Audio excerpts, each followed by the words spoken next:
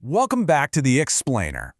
We tend to think of global anxiety over food and population as a super modern thing, right? But today, we're jumping back exactly a century to see how a single, serious scientific warning got completely twisted by the global press.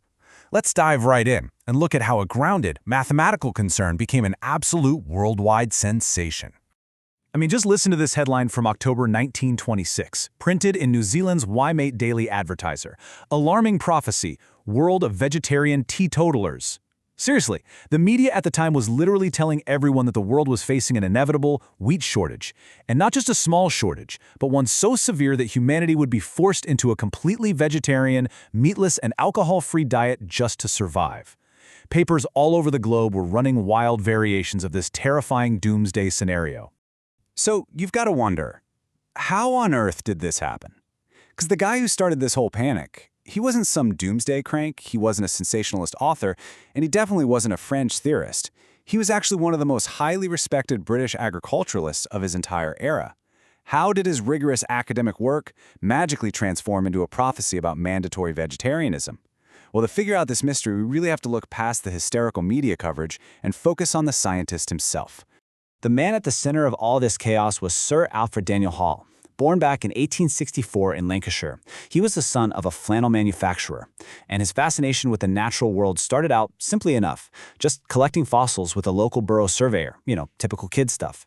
But that little childhood spark of curiosity would eventually lay the groundwork for a massive career in agricultural research that would profoundly shape British science. And when I say massive, I mean his credentials were absolutely bulletproof. It's a really stark contrast to those wild media headlines. Hall got a first-class degree in natural science from Oxford. He founded Y College, totally revamped the famous Rothamsted Laboratory in 1902, and directed the John Innes Horticultural Institution. Oh, and he was a Fellow of the Royal Society and a Knight Commander of the Order of the Bath. So yeah, Sir Daniel Hall was literally a man firmly grounded in rigorous, serious science. Well, the spark that lit this global media wildfire happened in August 1926 at a meeting of the British Association for the Advancement of Science. When Hall actually took the stage to speak, he definitely wasn't preaching the end of the world. What he was doing was laying out a highly analytical, serious math problem about the relationship between the cultivated area of the globe and our rapidly growing population. The whole thing basically boils down to this one number, 5 million. Hall pointed out that the annual growth of the white population at that time was roughly 5 million people. He framed this like a ticking clock. Tick, tock. Every single year, without fail, there were 5 million brand new mouths to feed. And obviously in agriculture, feeding more people mathematically means you need more space. So, what was the actual mathematical cost of that growth? 12 million. To feed those 5 million new people every single year, Hall calculated that the world required 12 million acres of new additional cultivated land annually. The underlying problem wasn't just that the population was growing. It was the sheer, unrelenting scale of the land we'd need just to keep up with it.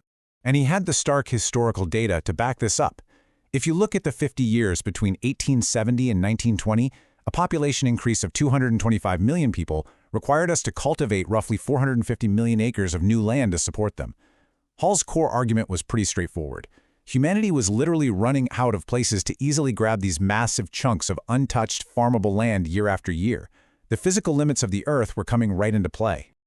Okay, so you're probably wondering, where on earth did the media's obsession with vegetarianism and giving up alcohol come from, right?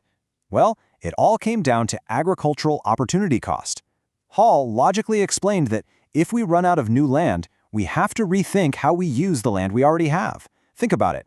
If you use hundreds of acres to grow hops for beer or to raise livestock for meat, you are actively sacrificing land that could be growing high-yield crops to feed humans directly.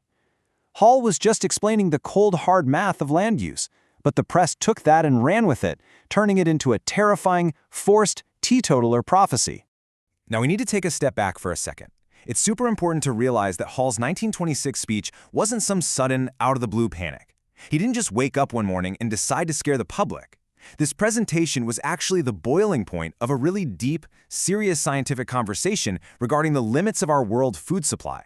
And this was a debate that had been raging in academic circles for nearly 30 years. This whole academic debate really kicked off way back in 1898 when Sir William Crookes warned everyone about future wheat shortages because of soil nitrogen depletion. And Hall himself had been sounding the alarm for years before his famous speech.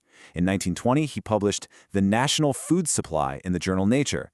Then, in 1921, he gave his Wheat from Seedbed to Breakfast Table lecture. So, that 1926 speech, it was just the latest iteration of his persistent focus on this massive issue.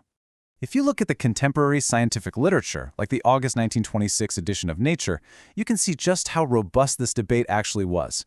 It was basically a massive revival of Malthusian theories on population limits. You had academic heavyweights like John Maynard Keynes and William Beveridge actively debating food supply and population. The real focus for these scientists was whether brand new synthetic nitrogen technologies could outpace the physical limits of arable land. This was serious, rigorous scientific discourse. Absolutely not tabloid fodder.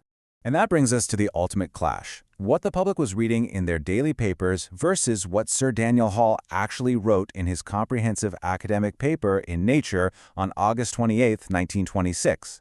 The disconnect between these two things is just staggering. It's honestly a textbook example of science communication going totally off the rails. The contrast is wild. The media is out there claiming Hall predicted inevitable global famine, mandatory vegetarianism, and a forced end to alcohol. But if you actually look at Hall's plea, it was incredibly pragmatic. He was simply pointing out that there are physical limits to finding new land. Because of that, he argued there was an urgent need to increase our agricultural productivity per acre, and that relying on synthetic nitrogen was going to be absolutely crucial to pull it off. He wasn't predicting doomsday at all. He was outlining a massive, high-stakes engineering challenge. But, we really shouldn't downplay how concerned he actually was either. As he famously warned, there is a dangerous period ahead. The true gravity of what Hall was saying was that our population growth was on track to completely outpace our ability to easily expand our agricultural footprint. Basically, if we just kept doing things the old way, just looking for more and more new land to plow, we were going to hit a brick wall and hit it hard.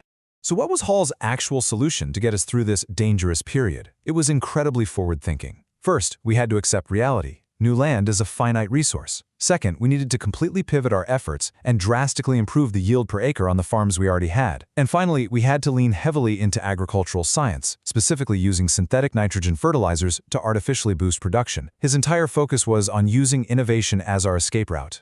And you know what? Over the last century, agricultural science and the Green Revolution did exactly what Hall hoped they would. They drastically boosted crop yields and effectively kept that dangerous period at bay. But today, as our global population pushes closer and closer to 10 billion, we really have to ask ourselves, have we finally reached the very limits of agricultural innovation that Sir Daniel Hall warned us about nearly a century ago? It's a fascinating question and one that makes understanding this slice of history more vital than ever. Thanks for hanging out with me for this explainer, and I'll catch you in the next one.